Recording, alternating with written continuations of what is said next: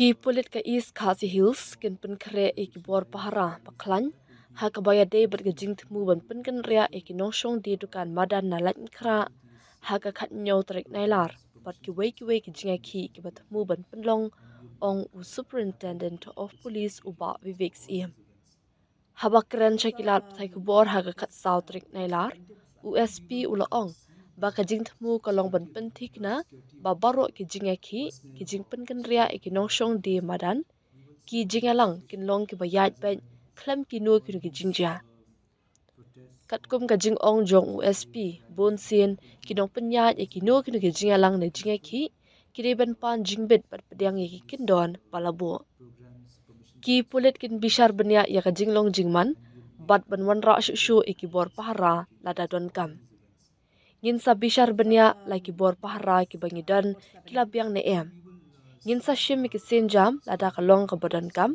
ngila ban wanra ki bor pahara ben rap ne reserve ha ka no ka por ula ong uba vivek ula penthi kinaru na ka benta ban pendan kami ki core technology kum ki drone na ka benta ban pek ngor berka jingbet jingbiang ha ka jing pahara ni ju pendan kami ki drone haman la ki jingalang ki bahe